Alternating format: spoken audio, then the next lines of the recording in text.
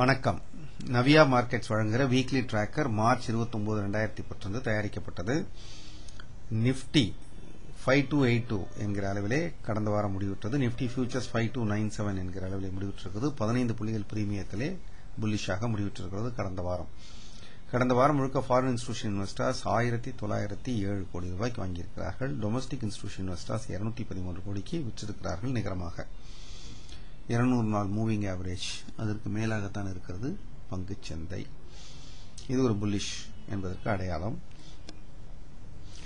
5282 முடிந்த கடந்த வாரம் முடிந்த குறியீட்டு எண்ணுக்கு சப்போர்ட் 1 5220, சப்போர்ட் 2 5130, ரெசிஸ்டன்ஸ் 5380, ரெசிஸ்டன்ஸ் 2 5450.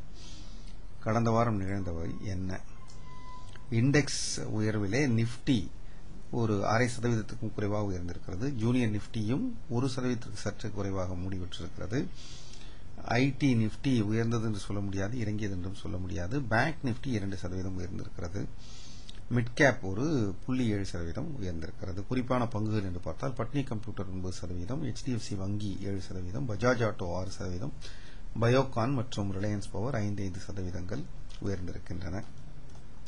விலை இறங்கிய பங்குகளும் உண்டு. அதிகமாக இறங்கியவற்றில் DLF 5%, HDIL 5%, இந்தியா புல் ரியல் எஸ்டேட் 4%. இது மூன்றுமே கட்டுமானம் தொடர்பான நிறுவனங்கள். Bharat forge 4%, Tata Motors 4%.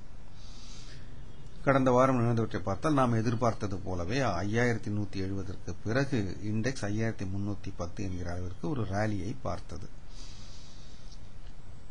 Central பேங்கான reserve வங்கி repo rate, reverse repo rate இரண்டையும் 25 பேசிஸ் பாயிண்ட்ஸ் உயர்த்தி அதனால் ஒரு சோகத்தோடு தொடங்கிய பங்குச்சந்தை.